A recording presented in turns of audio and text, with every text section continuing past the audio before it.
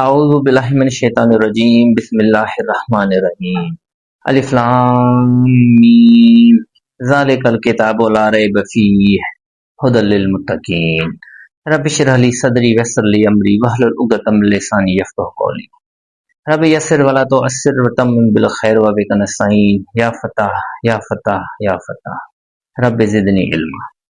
अलिफ लाम मीम ही हुरूफ़ मुक़त्तआत आहिनि। काफ़ी सूरतुनि जी शुरू में कुछ ये अल्फाज इस्तेमाल थिया आहिनि जिन खे हुरूफ़ मुक़त्तआत चइबो आहे। इन जी असल माना अलाह खे ख़बर आहे, असांखे उन जी का बि ॼाण नाहे। ही बि आयत मुतशाबिहात में शामिल आहे। ही कहिड़ो किताब आहे जंहिं में को बि शक नाहे, जंहिं में मुत्तक़ीन लाइ यानी परहेज़गारनि जे लाइ हिदायत आहे। हाणे मुत्तक़ी चइबो उनखे आहे जेको डिॼे, बुराई करण खां बचे। हाणे मुत्तक़ी आहिनि केरु, उन्हनि जूं वसफ़ूं अॻियां अलाह ताला बयान फरमाए थो, जेके ग़ैब ते ईमान आणीनि था ऐं नमाज़ क़ाइम कनि था ऐं जेको रिज़्क़ खेनि असां ॾिनो आहे उन मां ख़र्च कनि था ऐं उहे उन ते बि ईमान आणीनि था जेकी ए मोहम्मद सल्लल्लाहु अलैहि वसल्लम तो ते नाज़िल कयो वियो आहे, यानी हे क़ुरान पाक, ऐं जेकी तोखां अॻु में नाज़िल कयो वियो आहे। पहिरियां टे आसमानी किताब, इन्हनि टिन्ही ते बि असांजो ईमान आहे, पर इन्हनि टिन्ही किताबनि में हींअर तहरीफ़ थी वई आहे, तंहिंजे करे इन्हनि ते हींअर ईमान यकीनन आहे, पर उन्हनि खे दलील तौर पेश कोन कयो वेंदो। हुननि जूं जेके ॻाल्हियूं क़ुरान सां मिलंदियूं उन्हनि खे सच सम्झबो, ऐं जेके क़ुरान सां टकराइबियूं यकीनन उहे हींअर सही न आहिनि। ऐं जेकी तोखां अॻु नाज़िल कयो वियो आहे ऐं उहे ई आख़िरत ते पिणु पुख़्तो यकीन रखनि था। हाणे आख़िरत ते यकीन यानी ईमान बिल आख़िरत, इहा ई उहा ॻाल्हि आहे जंहिंजे करे तव्हांजो अमल दुरुस्त थींदो। जेकॾहिं पुख़्तो यकीन आख़िरत ते न आहे, सिर्फ़ ज़बान सां ई आहे, त पोइ उन सां अमल दुरुस्त कोन थींदो। पोइ रिसालत ते बि ईमान तव्हांखे बिदअतुनि ते उभारींदो। सूरह रहमान में अचे थो, वलिमन ख़ाफ़ मक़ाम रब्बिही जन्नतान, ऐं जेको क़यामत वारे ॾींहुं अलाह जे आॾो बीहण खां ड्रिनो उन जे लाइ ॿ जन्नतूं आहिनि। उहे ई पंहिंजे रब तरफ़ां हिदायत यानी सिधे रस्ते ते आहिनि ऐं इहे ई कामयाब थियण वारा आहिनि। इहे कामयाबी परहेज़गारनि जी थींदी, मुत्तक़ीन जी थींदी।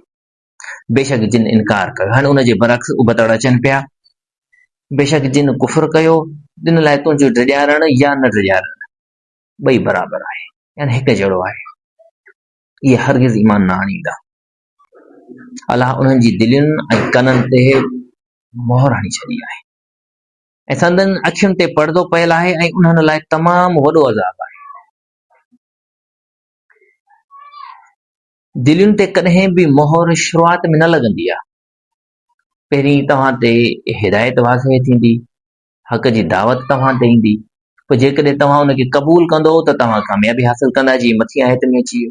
पर जेकॾहिं तव्हां उनखे ॼाणण खां सुञाणण खां पोइ बि अगरि तव्हां उनजो इनकार कयो त पोइ तव्हांजी दिलि खे सज़ा तौर ते मोहर हणी वेंदी।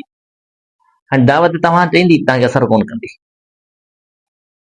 यानी तव्हां ज़िंदा लाश हूंदा। सूरह हज में बि अचे थो, अलाह फरमाए थो, असल में अखियूं अंधियूं न थींदियूं आहिनि, अंधियूं थींदियूं आहिनि दिलियूं जेके सीने में मौजूदु आहिनि। इहो सूरह हज में जॾहिं पढ़ंदासीं त इहा आयत उते वाज़िह थी वेंदी। ऐं इन्हनि जी अखियुनि ते पर्दो पयल आहे। बज़ाहिर को बि पर्दो कोन्हे, ॾिसनि में उन्हनि जूं अखियूं अञा वधीक चिटियूं आहिनि। के माण्हू अहिड़ा बि आहिनि जेके चवनि था त अलाह ऐं आख़िरत जे ॾींहं ते ईमान आंदोसूं, पर हक़ीक़त में उहे उन ते हरगिज़ ईमान आणण वारा न आहिनि। हाणे मथियों हिकिड़ो रुकू पंहिंजो मुकमल थियो। इन रुकू में अलाह साईं ॿिन्ही गुरूहनि जो तज़किरो फरमायो। हिकिड़ो गुरूह जिन जे अॻियां हिदायत आई, हक़ जी दावत आई ऐं हुननि जी दिलि में ईमान जो मादो मौजूदु हुयो, उन्हनि फौरन उन क़बूल करे वरितो, क़ुरान जे ॿुधायल रस्ते ते हलिया ऐं क़ुरान मां सही सही फ़ाइदो हुननि हासिल कयो। ऐं हिकिड़ो ॿियो गुरूह जिन उन्हनि जो टोटली इनकार कयो, हुननि ते हक़ वाज़िह थियो लेकिन उन्हनि उनखे क़बूल कोन कयो। हाणे ॿियो रुकू अचे पियो, ॿिए रुकू जी पहिरीं आयत में अचे पियो, ही आहिनि उन्हनि जे दरमियानी, ही मुनाफ़िकनि जो ज़िक्र आहे जेके न हिननि सां आहिनि न हुननि सां आहिनि। हिननि खे जिथे फ़ाइदो मिलंदो उन तरफ़ हलिया वेंदा। ऐं के माण्हू अहिड़ा बि आहिनि जेके चवनि था त अलाह ऐं आख़िरत जे ॾींहं ते ईमान आंदोसूं, पर हक़ीक़त में उन ते हरगिज़ ईमान आणण वारा न आहिनि। ये अल्लाह ऐं जिन ईमान आंदो आहे तिन खे पंहिंजे ख़्याल में धोखो ॾियनि था, पर हक़ीक़त में हू पाण खे ई धोखो ॾेई रहिया आहिनि ऐं खेनि इन ॻाल्हि जी उन्हनि खे सम्झ ई नाहे। संदन दिलियुनि में बीमारी आहे, तंहिं करे अलाह संदन बीमारीअ खे वधीक वधायो ऐं उन्हनि लाइ ॾुखो ईंदड़ ऐं दर्दनाक अज़ाब आहे, इन करे जो हू कूड़ ॻाल्हाईंदड़ आहिनि। ऐं दिलि में बीमारी हुननि जी कहिड़ी हुई, सो हिकिड़े पासे कोन हुआ। अच्छा, अलाह जी हिकिड़ी सुनत आहे, तव्हां जंहिं रस्ते तरफ़ हलणु चाहींदो, अलाह ताला तव्हांजे लाइ उहो रस्तो आसान करे छॾींदो। बुराई जी तरफ़ हलंदो, बुराई तव्हांजे लाइ वाज़ेह हूंदी। वञण था चाहियो, डिघो रस्तो हूंदो तव्हांजे लाइ। बज़ाहिर वक़्ती तौर बुराई जो रस्तो आसान भी आहे ऐं उन में अयाशुनि जा बंदिश आहिनि, पर हक़ जो रस्तो ॾुखियो आहे। उन में आज़माइशूं बि ईंदियूं तव्हांजे लाइ, तव्हांखे उते इम्तिहान बि मिलंदो। ऐं जॾहिं बि उन्हनि खे चयो वियो त ज़मीन में फसाद बर्पा न करियो, त उन्हनि चयो त असां त रुॻो इस्लाह करण वारा। हाणे मुनाफ़िक़ चवंदा हुया त इस्लाम विढ़ण जी केॾी ज़रूरत, जंग जी कहिड़ी ज़रूरत आहे, दावत तबलीग सां कमु हलायूं था। छो हुननि सां विढ़ी करे पंहिंजूं जानियुनि खे नुक़सान ॾियूं, हुननि जी बि जानियुनि खे नुक़सान ॾियूं। ख़बरदार, बेशक इहे पाण ई फसादी आहिनि, पर उन्हनि खे सम्झ आहे।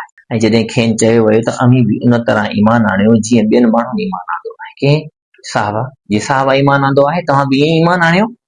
त चवनि था त छा असीं बि ईअं ईमान आणियूं जीअं बेवकूफ़नि ईमान आंदो आहे।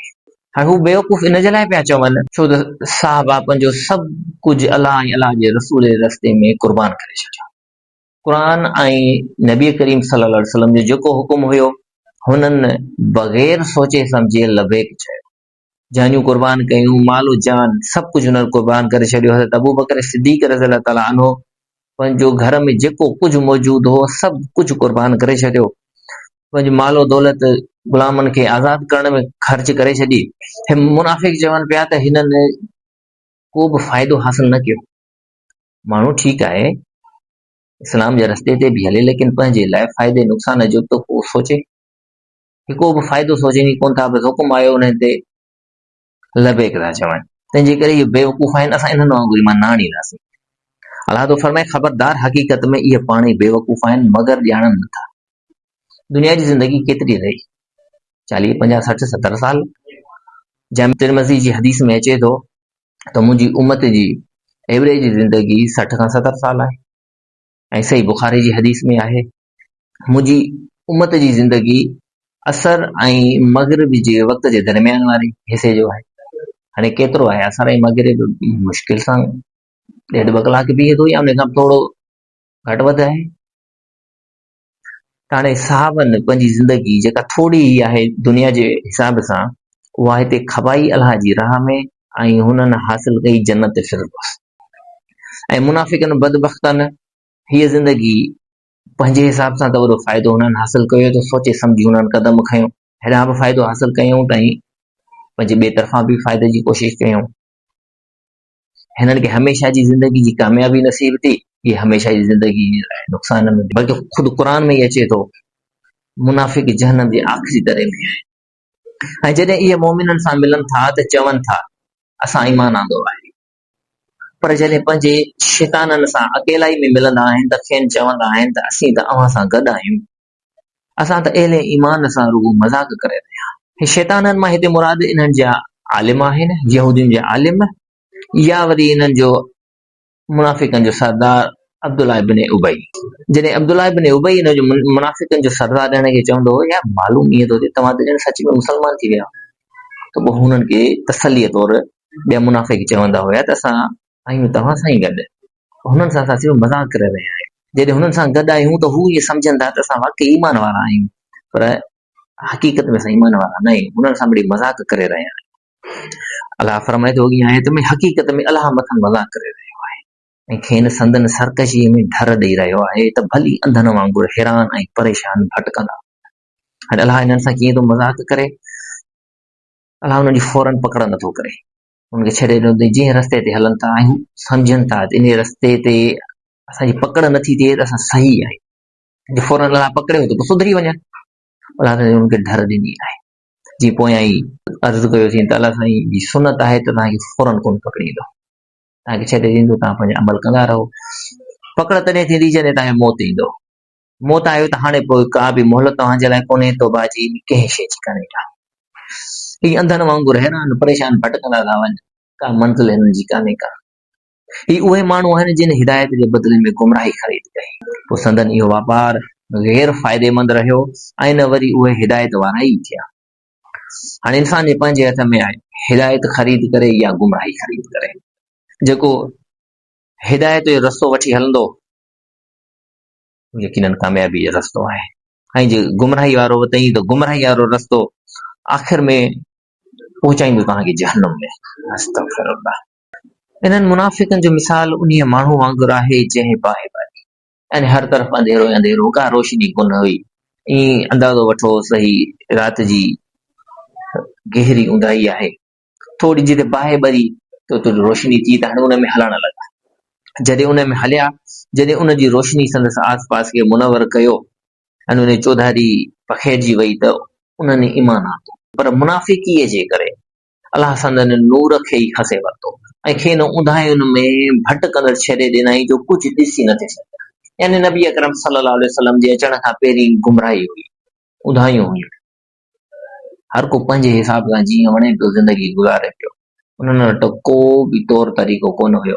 पंहिंजी मर्ज़ी सां जंहिंखे वणेनि पियो हलाल पिया कनि, जंहिंखे वणेनि पियो हराम पिया कनि। हाणे जॾहिं नबी अकरम सल्लल्लाहु अलैहि वसल्लम अची विया, क़ुरान अची वियो, हिदायत अची वई, रोशनी अची वई, नूर अची वियो, त हाणे हुननि ईमान आंदो मुनाफ़िक़नि। हाणे उन्हनि उन ते जंहिं ॻाल्हि में हुननि खे फ़ाइदो मिलियो उन ते हुननि अमल कयो, उन ते हलिया।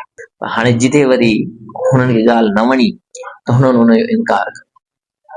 पहिरीं जेको ऊंदाहियुनि में हुया त रोशनी कोन हुई, पर जॾहिं नबी करीम सल्लल्लाहु अलैहि वसल्लम अची हाणे रोशनी अची वई। हाणे इन्हनि जी मुनाफ़िक़ीअ जे करे अलाह ताला उन्हनि जी रोशनी खसे वरिती। पहिरीं बि ॿुधाइनि में हाणे बि ईंदा आहिनि। इहे ॿोड़ा आहिनि, गूंगा आहिनि, अंधा आहिनि, तंहिं करे हिदायत लाइ न वणंदा। हाणे अबू जहल, अबू लहब, इहे के अंधा कोन हुआ, ॿोड़ा कोन हुआ, इहे ॾिसंदड़ ऐं ॿुधंदड़ हुया। पर ॾिसी हिदायत न ॾिसी सघनि, ॿुधी हिदायत न ॿुधी सघनि, त इन्हनि जे लाइ अलाह ताला फरमाए थो त इहे अंधा ॿोड़ा गूंगा आहिनि, तंहिं करे हिदायत रस्ते ॾांहुं वणंदा ई कोन, ईंदा ई कोन इहे। हाणे अॻियां मिसाल अचे थो, इहो अचे थो जेको विच थरो रस्तो इस्तेमालु करे, या उन्हनि जो मिसाल आसमान मां वसंदड़ सख़्त मींहं वांगुरु आहे, जंहिंमें ऊंदाहियूं, गोड़ ऐं विॼ जो कड़को हुजे, ऐं उहे मौत जे डप खां विॼ जे कड़कनि वक़्तु पंहिंजूं आङुरियूं कननि में विझनि था। एॾो तेज़ आवाज़ ईंदो आहे गजगोड़ जो, उन्हनि यानी उन्हनि खां बचण जे लाइ पंहिंजूं आङुरियूं कननि में विझनि था, ऐं अहिड़ी तरह अलाह काफ़िरनि खे घेरे रखियो आहे। हाणे आसमान मां मींहुं वसण जी मिसाल अचे पियो त यानी क़ुरान नाज़िल थियो, यानी अलाह जी रहमत नाज़िल थी, ऊंदाहियूं ख़तम थियूं त हुननि उनखे मञियो, ऐं गजगोड़ थियो, विॼ जो कड़को थियो, यानी हाणे उन में आज़माइश थी पियो। जॾहिं इस्लाम जे रस्ते ते हलंदो त इहे थोरी ॾुखियाई तव्हांखे पेश ईंदियूं। कॾहिं जंग थींदी, कॾहिं तव्हांखे माल कुर्बान करणो पवंदो। या संदन मिसाल ईअं आहे जो विॼ जो चमकाहट हुननि जी अखियुनि जी दीद ओचितो खसण ते हुजे, ऐं जॾहिं खेवण चमके थी त मंझंदि थोरो हलनि था। माना हाणे थोरो हुननि खे जॾहिं फ़ाइदो थियो आहे, सम्झनि था हाणे हीउ रस्तो असांखे तकलीफ़ कोन ॾींदो, असांखे कुर्बानी कोन घुरंदो, का जंग कोन्हे का, त पोइ हू बि हलंदा, असां बि तव्हां सां गॾु आहियूं। ऐं जॾहिं मथनि ऊंदहि थिए थी त बीर, थोरी आज़माइश अची वई, हाणे जंग जो माहौल अची वियो आहे, बदर थियणी आहे, उहद थियणी आहे, पोइ इनकार कनि था, न उते बसि ॼमाए जो ॼमाए बीठा, ॼण हुननि जा अॻियां कदम वधनि ई कोन था। ऐं जेकॾहिं अलाह घुरे हा त संदन कन ऐं अखियूं ज़रूर ज़ाया करे छॾे हा। यकीनन अलाह हर शइ ते पूरी तरह वस वारो आहे। ए इंसानो, पंहिंजे रब जी बंदगी करियो जंहिं अव्हां खे ऐं अव्हां खां अॻियुनि क़ौमुनि खे पैदा कयो, त मन अव्हां बची सघो। हिते ख़िताब थिए पियो ए इंसानो, के ख़ासि क़ौम खे कोन पियो थिए, छो जो जेका बि क़ौम में नबी ईंदो हुयो त उहो नबी उन क़ौम जे लाइ मख़सूस हूंदो हुयो, ऐं उनखे हुकुम हूंदो हो त ए मुंहिंजी क़ौम वारो। पर जॾहिं आख़िरी नबी सल्लल्लाहु अलैहि वसल्लम आया त कंहिं ख़ासि क़ौम जे लाइ कोन, सिर्फ़ु अरबनि जे लाइ कोन हुया, ऐं न ई सिर्फ़ु मदीने वारनि जे लाइ हुया, पाण खे सॼी इंसानियत जे लाइ नबी रसूल करे मोकिलियो। तॾहिं अलाह साईं मुखातिब आहे त ए इंसानो पंहिंजे रब जी बंदगी कयो। हाणे घणा माण्हू ग़लति रस्ते ते हलंदे दलील तौर चवनि था त असांजा आबा ॾाॾा इन रस्ते ते हलिया, इन जे करे असां बि इन रस्ते ते हलंदासीं, इन रस्ते खे कोन छॾींदासीं। अलाह ताला फरमाए थो त पंहिंजे रब जी बंदगी कयो। यानी हू तव्हांजा आबा ॾाॾा बि सूरह बकरा में अॻियां अची वेंदो त छा उहे गुमराह हुया त तव्हां बि गुमराह थींदो छा? हू अंधा हुआ त तव्हां बि अंधनि वांगुरु हलंदव? हू बि मुंहिंजी मखलूक हुया, तव्हां बि मुंहिंजी मखलूक आहियो। हुननि खां बि ख़ता थी सघे थी, तव्हां खां बि थी सघे थी। तव्हां पंहिंजी अक़ल इस्तेमालु करे तव्हां ताईं हिदायत जो रस्तो अची वियो त हाणे तव्हांखे हिदायत जो रस्तो अपनाइणो आहे, न की पंहिंजनि अबनि ॾाॾनि जो रस्तो। छो क़ुर में ई अचे थो तव्हांजा अबा ॾाॾा तव्हांजे कमु कोन अचंदा। क़यामत वारे ॾींहुं तव्हांखे केर बि कोन बचाईंदो। उन ॾींहुं तव्हांजे लाइ को बि उज़ुर पेश कोन थींदो, मन अवां बची सघो। क़ुर आहे ई त तव्हां उनखे पढ़ी सम्झी उन खां बची सघो। क़ुर मां इंशा अल्लाह पूरी कोशिश कंदासीं मकी सूरतुनि में इहे मज़ामीन वॾी ज़ोर शोर सां खुली ईंदा। जंहिं अव्हां लाइ ज़मीन खे विछाणो ऐं आसमान खे छत बणायो ऐं आसमान मां मींहं जो पाणी वसायईं, पोइ उन सां अव्हां जे लाइ क़िस्मे क़िस्मे मेवा पैदा कया। उन ॼाण हूंदे पोइ तव्हांखे अलाह सां शरीक करणु नथो सोचे। यानी तव्हांखे ॼाण आहे, तव्हांखे सॼी ख़बर आहे त हुनजो कोई शरीक कोन्हे, पोइ तव्हांखे कीअं इहा ॻाल्हि सुठी थी लॻे थी तव्हां अलाह सां कंहिंखे शरीक ठाहियो? हुन जेको कुझु नाज़िल कयो, ज़मीन तव्हांजे लाइ ठाहियईं, आसमान तव्हांजे लाइ ठाहियईं, हे खाधो पीतो मेवा क़िस्मे क़िस्मे ठाहियईं, सभु तव्हांजे लाइ ठाहियईं। ऐं जेकॾहिं तव्हांखे इन में शक आहे त जेको किताब असां पंहिंजे बानी मोहम्मद सल्लल्लाहु अलैहि वसल्लम ते नाज़िल कयो आहे त उन जहिड़ी का हिकिड़ी सूरत ई ठाहे आणे ॾेखारियो, ऐं भली अलाह खां सवाइ पंहिंजा मददगार अथव, उन्हनि खे सॾे वठो जेकॾहिं अवी सच आहे। इहो चैलेंज क़ुर में 4 दफ़ा पहिरीं अॻ में अची चुको आहे। छो हू चवंदा हुया मके वारा त इहो किताब त असां बि ठाहे सघूं था, हिन में कहिड़ी वॾी ॻाल्हि आहे। मोहम्मद सल्लल्लाहु अलैहि वसल्लम किथां ॿुधी अचनि था, केरु सेखारेनि थो ऐं पोइ अची असांखे ॿुधाइनि था, तंहिंजे करे अहिड़ो असां बि ठाहे सघूं था, हिन में का वॾी ॻाल्हि ई कान्हे का। पहिरीं अलाह ताला हिननि खे फरमायो जेको अॻियुनि सूरतुनि में अची वेंदो, अगरि अहिड़ी ॻाल्हि आहे त तव्हां बि हिन जहिड़ो किताब ठाहे आणे ॾेखारियो, यानी तव्हां बि अरबी जा ॼाणण वारा आहियो, तव्हां में अरब माहिर वेठा आहिनि। हुननि चैलेंज क़बूल कोन कयो, पर इन्हनि जी इहा साॻी ॻाल्हि वरी हुननि रिपीट कई। अलाह ताला हुननि खे फरमायो जेकॾहिं तव्हां ठाहे सघो था त अहिड़ियूं 10 सूरतूं आणा, यानी हाणे किताब न खपे, हाणे इन जहिड़ियूं 10 सूरतूं आणे ॾेखारियो। किताब जे मुक़ाबले में यकीनन 10 सूरतूं सवलियूं आहिनि, पर आख़िरी ही चैलेंज आहे जेको सूरह बकरा में अचे पियो त जेकॾहिं तव्हांखे शक आहे त इन जे हिकिड़ी सूरत आणो, बस इहो आख़िरी चैलेंज आहे। क़ुर जी नंढे में नंढी सूरत 3 आयतुनि ते मुश्तमिल आहे, सूरह असर, सूरह कौसर, सूरह नसर, टिनी में 3 आयतूं आहिनि। अगरि हू 3 आयतुनि अॼु ठाहे अचनि हा त हुननि जो चैलेंज क़बूल कयो वञे हा, पर हुननि इहो कुझु बि क़बूल कोन कयो। अलाह ताला फरमाए थो पोइ जेकॾहिं अव्हां ईअं न करे सघो, ऐं यकीनन हरगिज़ तव्हां ईअं न करे सघंदव, छोकी इंसानी कलाम आहे कोन जो तव्हां ठाहे सघो, ही कलाम मूं अलाह जो आहे, तंहिंजे करे तव्हां करे ई कोन था सघो। पोइ बचो जहन्नम जी उन बाहि खां जंहिंजो ॿारण इंसान ऐं पत्थर आहे, ऐं इहा बाहि काफ़रनि लाइ तयारु कई वई आहे। हाणे जहन्नम में इंसान त वेंदो सड़ंदो, पत्थर जो कहिड़ो कमु आहे? छो जो पत्थर जी बाहि वधीक सख़्त, वधीक गरम ऐं घणी देर ताईं रहे थी, ऐं पत्थर बि आम पत्थर न हूंदो, पत्थर बि न जा इहे जिन जे बुत ठाहे वेठा आहिनि। तव्हां सां गॾु तव्हांजा बुत वेंदा, जिन जी तव्हां पूजा करियो था, जिन खे तव्हां सॼो था, जिन खां पंहिंजूं हाजतूं घुरो था, इहे सभु उन में दाख़िल थींदा। तव्हां सम्झी वेठा हो त तव्हांजी मदद कंदा, तव्हांखे बचाइण वारा हूंदा, तव्हांजा सिफ़ारिशी आहिनि। सूरह यूनुस में अची वेंदो त इहे असांजा सिफ़ारिशी आहिनि, जिन खां तव्हां उमेद लॻाए वेठा हो उहे तव्हां सां गॾु सड़नि पिया, त हाणे तव्हांजो मंज़र छा हूंदो? लेकिन मायूसी हूंदी, उते अखियूं खुली वेंदियूं। रब तो फरमाए उन ॾींहुं अखियूं खुलण खां बहितर आहे अॼु तव्हां अखियूं खोलियो, उन ॾींहुं अखियूं खुलण कंहिं कम जी कान्हे का। ऐं ये नबी सल्लल्लाहु अलैहि वसल्लम ख़ुशख़बरी ॾे उन्हनि खे जिन ईमान आंदो ऐं चङा कम कया, त उन्हनि लाइ यकीनन अहिड़ा बाग़ आहिनि जिन जे हेठां नहरूं आहिनि। जॾहिं बि उन्हनि खे उन्हनि बाग़नि मां मेवो ॾिनो वेंदो त चवंदा त ही त उहो आहे जेको रिज़्क़ असांखे अॻ में बि ॾिनो वियो, यानी शकुलूं उन्हनि जूं मिलंदड़ जुलंदड़ हूंदियूं, यानी ॾाढ़ो हूंदो त ॾाढ़ो ॾाढ़ो जहिड़ो हूंदो, सूफ़ त सूफ़ जहिड़ो हूंदो, पर ज़ाइके में ही उन्हनि खां उम्दा ऐं लज़ीज़ हूंदा। छाकाणि त दुनिया जे मेवनि सां मुशाबिहत रखंदड़ मेवा खेनि ॾिना वेंदा, लेकिन उन्हनि जो ज़ाइको मुख़्तलिफ़ हूंदो। ऐं उन जन्नत में उन्हनि लाइ पाक ज़ालूं हूंदियूं ऐं उहे हमेशह हमेशह उन जन्नत में रहण वारा, यानी जन्नत माण्हुनि खे कढण वारो केरु कोन हूंदो। असल कामयाबी इहा ई आहे। बेशक अल्लाह उन खां कॾहिं बि हया नथो करे जो सम्झाइण ख़ातिर मच्छर या उन खां वॾी शइ जो मिसाल बयान करे।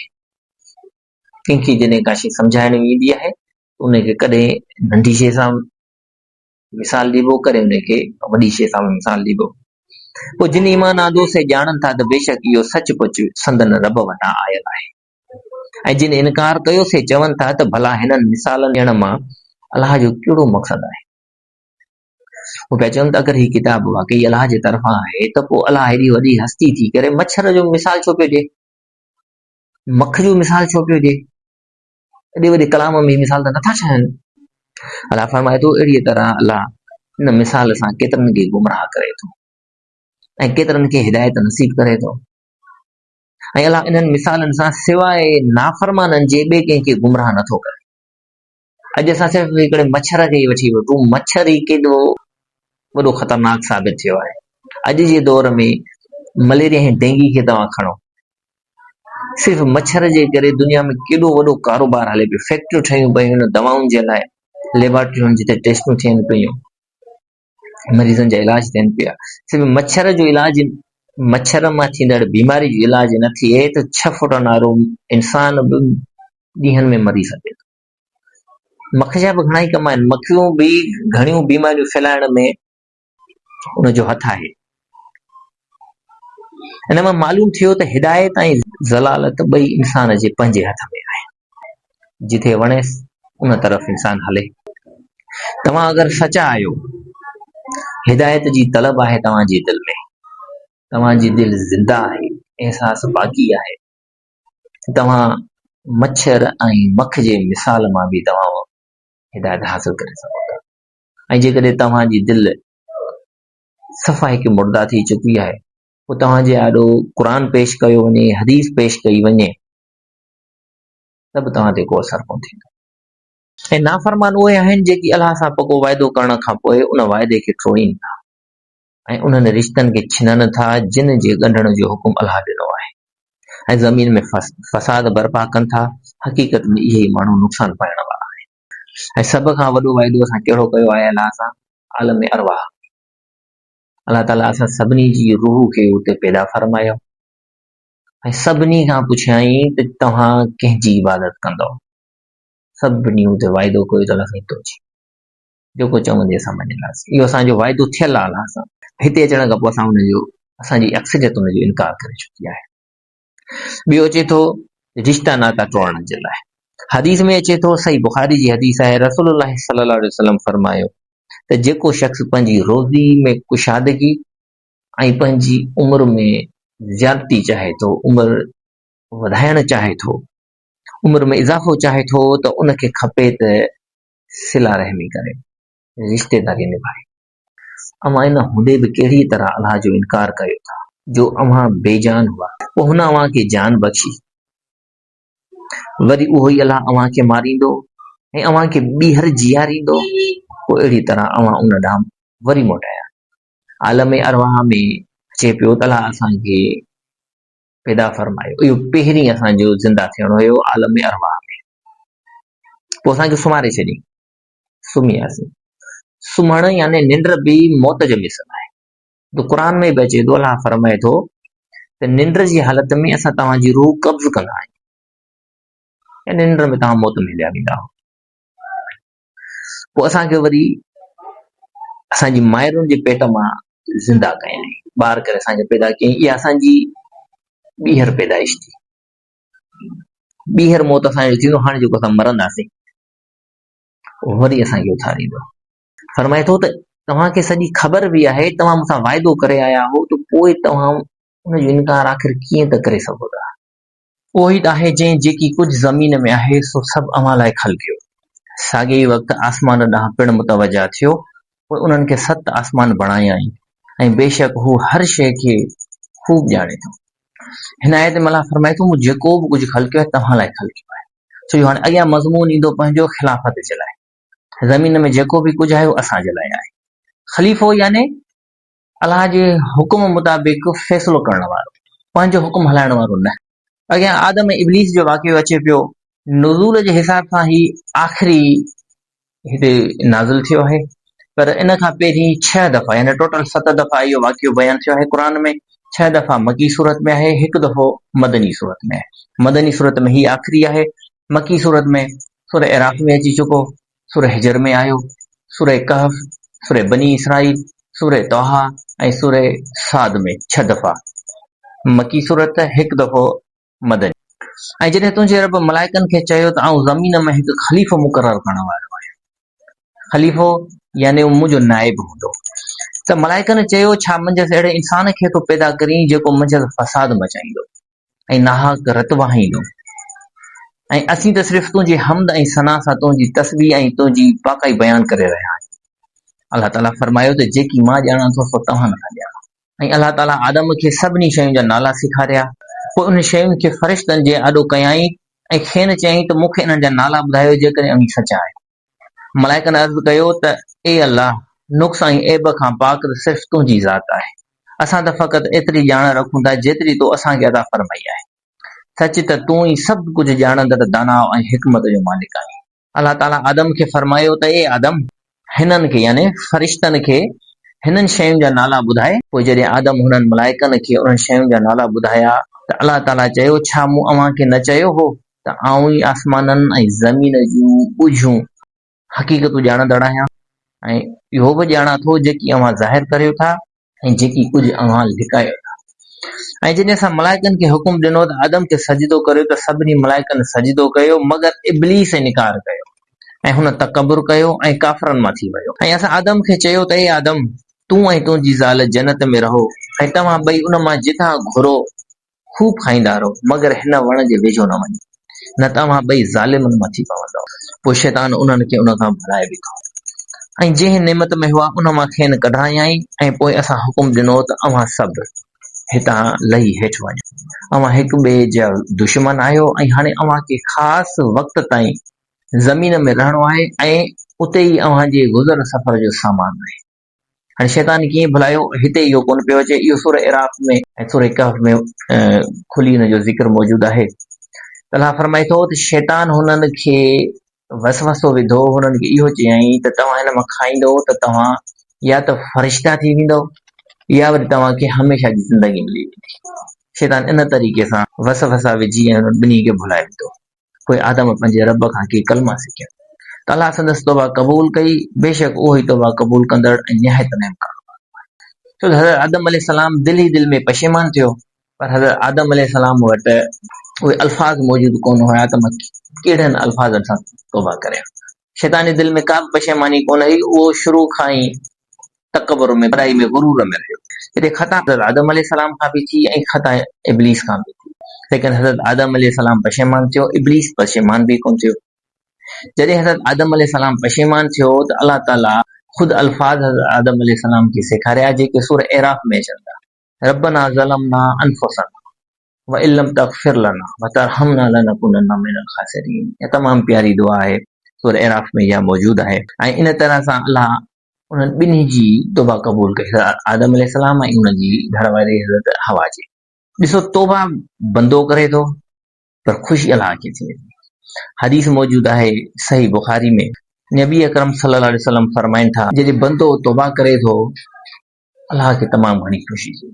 उनजी इन हदीस जी डिटेल बि अचे थी त हिकिड़ो बंदो आहे, उहो रेगिस्तान में वञे थो, उन वटि हिकिड़ो उठ आहे। उन उठ ते हुनजो खाइण पीअण जो सॼो सामान मौजूदु आहे। हू कुझु देरि जे लाइ हुते थोरो वेहे थो, थोरो लेटे थो त हुनजी अखि लॻी वञे, हुन टेक लॻाए कंहिं शइ सां वेहे थो, अखि लॻी वञे थी। जीअं हुनजी अखि खुले थी ॾिसे थो त उठ कोन्हे को। हाणे उठ खे ॻोल्हण जे लाइ हेॾां होॾां थोरो हथ पेर हणे थो, हुनखे उठ नज़र नथो अचे। हाणे हुनजी मौत यकीनी आहे, हू सम्झी चुको आहे। हाणे इन ई परेशानी में हू वरी उन जॻह ते थोड़ो वेहे थो त वापसि हुनजी अखि थी लॻी वञे। जॾहिं हुनजी अखि खुले थी त ॾिसे थो त उठ साम्हूं बीठो आहे। हू फौरन हुन उठ खे पकड़े थो। हाणे तव्हां तसवुरु कयो त उन बंदे जी कैफ़ियत कहिड़ी हूंदी। यकीनन हू मौत खां बची जेको ज़िंदगी वरी हुनखे कैफ़ियत मिले थी त हुन तमामु घणी ख़ुशी थी। नबी करीम सल्लल्लाहु अलैहि वसल्लम फरमाइनि था त अलाह खे ख़ुशी उन बंदे खां बि वधीक थी थिए जंहिंखे पंहिंजो गुम थियल उठ मिले थो, जिन को बहानो हुनजो तौबा करे थो। तौबा जे बारे में हिकिड़ी ॿी बि हदीस अचे थी। नबी अकरम सल्लल्लाहु अलैहि वसल्लम फरमाइनि था, जामे तिरमिज़ी जी रिवायत आहे, सभु इंसान ख़ताकार आहिनि ऐं उन्हनि ख़ताकारनि मां सभ खां बहितर उहे आहिनि जेकी तौबा कंदड़ आहिनि। तौबा जे बारे में हिकिड़ी ॿी बि हदीस अचे थी, इहा बि जामे तिरमिज़ी जी रिवायत आहे। नबी अकरम सल्लल्लाहु अलैहि वसल्लम फरमाइनि था त जेकॾहिं तव्हां एतिरा गुनाह करे विझो जो तव्हांजा गुनाह आसमान ताईं पहुची वञनि ऐं पोइ तव्हां तौबा करियो, अलाह तव्हांजी तौबा क़बूल कंदो। असां चयो त अव्हां सभु मंझां यानी जन्नत मां हेठि लही वञो, पोइ जॾहिं बि मूं वटां अव्हां वटि का हिदायत पहुचे त उनजी पैरवी कजो। पोइ जेकी मुंहिंजी हिदायत जी पैरवी कंदा उन्हनि लाइ न कोई ख़ौफ़ हूंदो ऐं न वरी उहे ग़मगीन ई थींदा। मथे पाण पहिरीं आयत में पढ़ियोसीं खिलाफ़त जो मामलो। ऐं खिलाफ़त कीअं हलंदी? हुकुम अलाह जो ईंदो, हिदायत अलाह जी तरफ़ां ईंदी, तव्हांखे उन ते अमल करणो आहे, ख़ुद बि अमल करणो आहे। यकीनन तव्हां जॾहिं खिलाफ़त वारे दौर में हूंदा, यानी तव्हां खिलाफ़त क़ाइमु करे चुकंदा, त तव्हां ते लाज़िम आहे त तव्हां पंहिंजे हेठनि ते बि उहो नाफ़िज़ कंदव। ऐं जेकी इन हिदायत जो इनकार कंदा ऐं आयतुनि खे कूड़ो सम्झंदा, उहे माण्हू दोज़खी आहिनि जिते हू हमेशह हमेशह रहंदा। सदक अल्लाह।